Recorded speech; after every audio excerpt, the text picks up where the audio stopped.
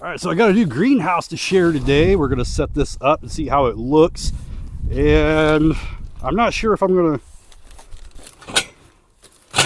how easy it is to put this one together yet. It doesn't look like this one would be too difficult. The instructions look a little chewed up. It looks like the assembly's pretty easy on this one. Now my battery's getting a little low, so I'm not gonna be able to record the entire assembly, but I will get it assembled and I'll give it a full demonstration and show you everything. I'm going to try to clean out some of this brush first real quick. This is everything that comes in the box. All right, so we got the frame all together. I figured I'd give a quick update with the frame before I put the cover on.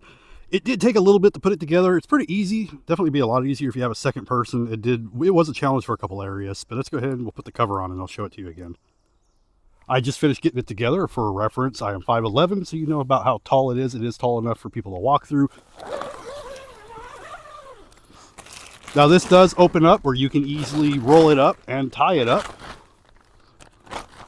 Also, as long as it's not anchored and tied down, you can easily pick this up and move it with two people. You could technically drag it with one, but I wouldn't really recommend it. So it's a really nice greenhouse. We got a lot of room. We also got a lot of windows that we can open up. And these are mesh windows, so you don't have to worry about the bugs and stuff still coming through. But overall, it's pretty nice. Easy to put together. Pretty nice size for sure. I got to finish tying everything down.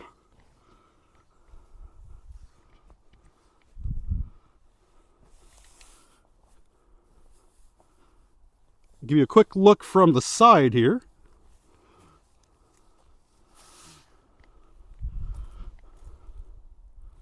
I don't remember the exact measurements of this one. I'll put it up on the screen.